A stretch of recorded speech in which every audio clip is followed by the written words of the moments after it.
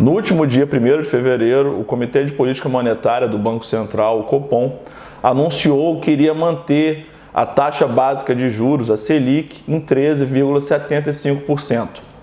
Isso provocou a reação do presidente Lula, que disse que nada justificava manter uma taxa de juros tão alta no Brasil.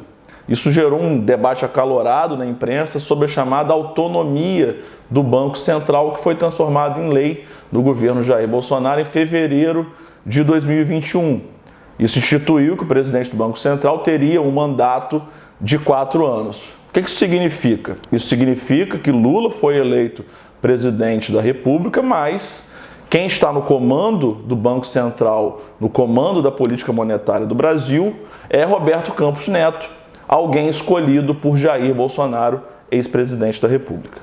Qual foi a justificativa desse projeto de lei? O que se argumentou na época é que assim o presidente do Banco Central iria se liberar de pressões políticas e poderia conduzir uma política monetária estritamente técnica para alcançar os objetivos estabelecidos pela própria lei. O primeiro é controlar a inflação, o segundo é manter estável o sistema financeiro, equilibrar os ciclos de crescimento econômico e promover o pleno emprego no Brasil. A questão é que com essa política monetária, o Banco Central mantém o Brasil com a maior taxa de juros real do mundo, de 8,15%.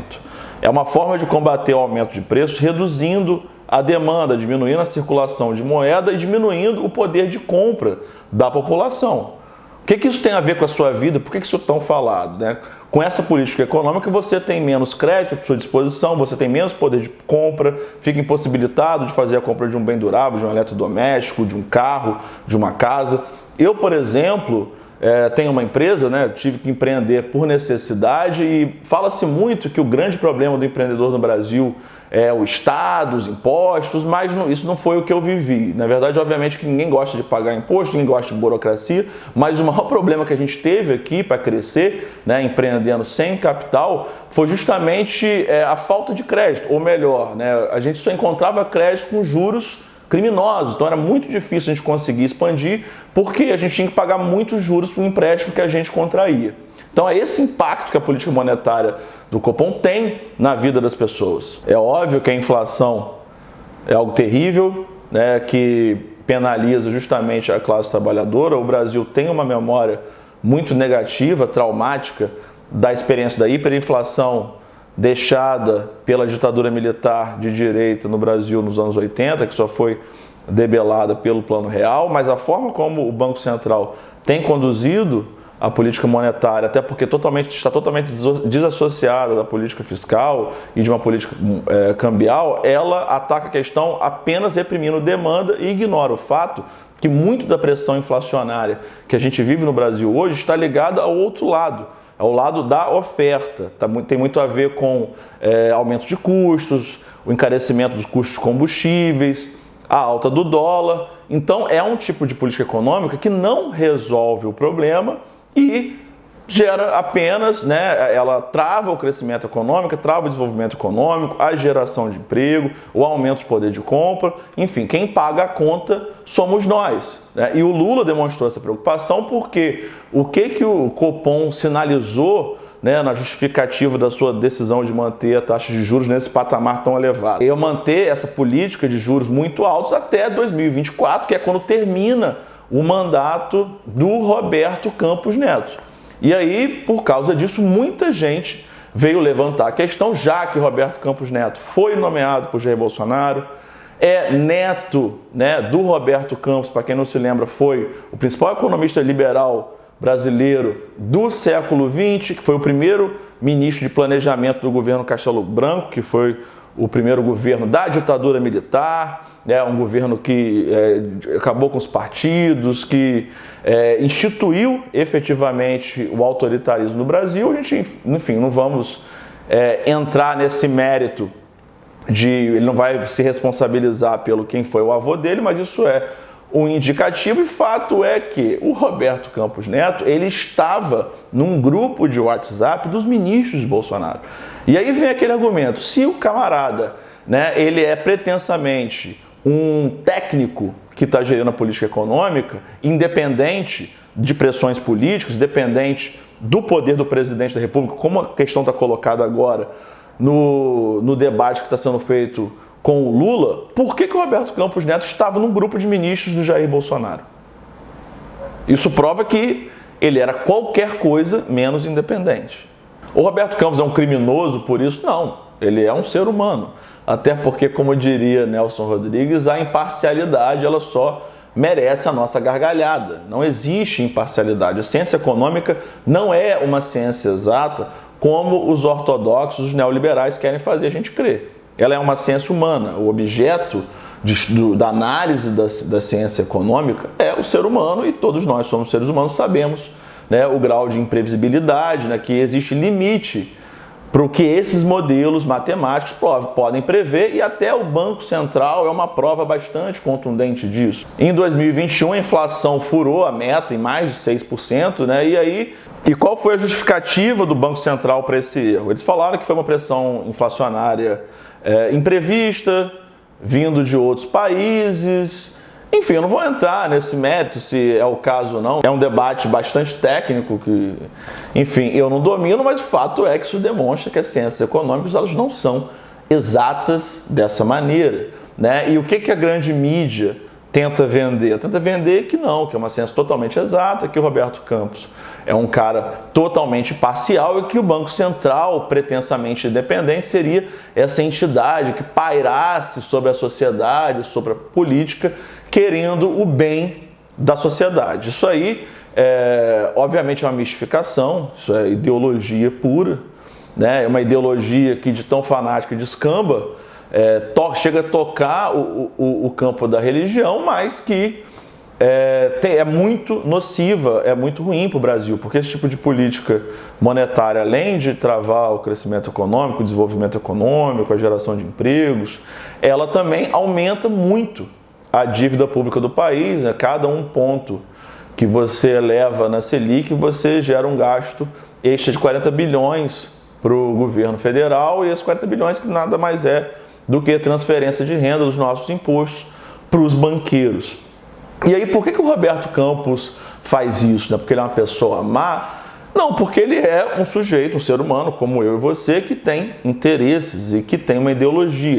Ele enxerga o mundo a partir de uma forma, né? Que é a ideologia do seu meio social, da sua classe social. O Roberto Campos, além de ser neto do Roberto Campos, ele é um banqueiro. Ele fez carreira no Banco Bozano Simozen, fez carreira no Santander, e esse é o seu círculo social. Então, a forma como ele conduz a política monetária do Brasil é a forma que é adequada aos interesses da sua categoria, do seu grupo, né, dos seus amigos que ele toma café no final de semana. E você que está me vendo aqui, que é trabalhador como eu, você sabe que o interesse de um banqueiro é completamente diferente do seu e do meu, mais do que diferente, ele é um interesse antagônico. O que eu estou dizendo aqui? Que nesse conflito distributivo que a gente tem no Brasil, né, que é a diferença entre quanto que o grande empresário quer pagar, quanto ele quer lucrar e o quanto que os trabalhadores querem ganhar, ele tem um lado. Como o Nelson Rodrigues falou, não existe imparcialidade, imparcialidade merece a nossa gargalhada, e o lado dele é o lado dos seus amigos, da sua classe, da sua origem, que é do grande empresariado. Quando o Lula vem e expõe isso, ele não só contribui para o debate público, né, para educar as pessoas, para desmistificar, para fazer a população acordar, mas ele tenta também tensionar um pouco essa questão em favor da classe trabalhadora, que a gente sabe que é o lado mais fraco da corda, e o que a gente experimentou nos últimos anos no Brasil foi exatamente isso. Desde o golpe de 2016 contra o presidente Dilma Rousseff, o que a gente viu foi só a perda de poder de compra da classe trabalhadora, o aumento da desigualdade social e uma estagnação econômica que está deixando o Brasil, fez com que o Brasil fosse um período de década perdida, essa década de 2010, 2020 no Brasil. E aí você pode dizer, Léo, você está falando isso porque você tem ressentimento dos bilionários. É óbvio que eu tenho, eu trabalho pra caramba e nos últimos anos a minha vida só piorou. Eu trabalhei sem parar, estudei e meu poder de compra, minha qualidade de vida só caiu quanto eles acumularam cada vez mais dinheiro. Mas eu não estou falando isso só por conta do meu ressentimento. O próprio André Esteves, que é o presidente do BTG Pactual, banco fundado por Paulo Guedes, que foi ministro da Fazenda de Bolsonaro, na verdade ministro da Economia, super ministro da Economia de Bolsonaro, o André Esteves falou que o Roberto Campos Neto entrava em contato com ele, ligava para ele para saber qual a taxa de juros ele devia colocar. Então, isso é uma confissão de que o Banco Central é qualquer coisa menos independente. Essas decisões são colocadas como muito técnicas. Se você procurar na transparência do Banco Central, no site, não tem, né, a transparência dos modelos matemáticos, da metodologia de coleta de dados para eles chegarem a essas decisões. É algo que existe, por exemplo, no Banco Central americano, nos bancos centrais, no Banco Central da União Europeia e de outros países de primeiro mundo, né? Muita gente que defende essa política usa o argumento de que é a mesma praticada nesse país, só que isso é mentira. Existe muito mais transparência nesse país do que existe aqui. Aqui, o presidente do Banco Central, né, liga para um banqueiro, pergunta quanto deve ser a taxa de juros, o cara diz, ele vai lá, manda ver, e aí a imprensa bate palma. E quando o presidente da República, como Lula, eleito por 60 milhões de brasileiros, para implementar determinada política econômica que me diminuísse a desigualdade, tirasse milhões de brasileiros da fome, né, quando ele questiona a política do Banco Central, um Banco Central que erra suas previsões seguidamente e não presta nenhuma conta disso, quando ele questiona que a política está equivocada, vai ter um resultado nocivo, toda a imprensa brasileira se levanta e fala: como ousa? Como o presidente da República, eleito por 60 milhões de pessoas, pode questionar a política monetária de um camarada, Roberto Campos Neto, que não recebeu o voto de ninguém? É como se fosse um grande absurdo, como se o Lula nem pudesse questionar. Se o Lula não pode questionar, quem sou eu para questionar? Olha só que poder absoluto, insano, que a grande mídia quer atribuir ao presidente do Banco Central, que controla a política monetária do Brasil. Isso é algo completamente absurdo. Então, o que está por trás disso? O que está, né, que a grande mídia ela é controlada no Brasil por meia dúzia de famílias bilionárias que têm investimentos em outros negócios, com essa dita independência do Banco Central, que a gente sabe que é uma mentira, uma falácia. O que eles queriam era garantir, né, que a política monetária garantisse a reprodução do aumento dos ganhos, né, da expansão dos lucros da burguesia brasileira em detrimento da classe trabalhadora. O que a gente viu foi um aumento da desigualdade, as elites ganhando cada vez mais, os trabalhadores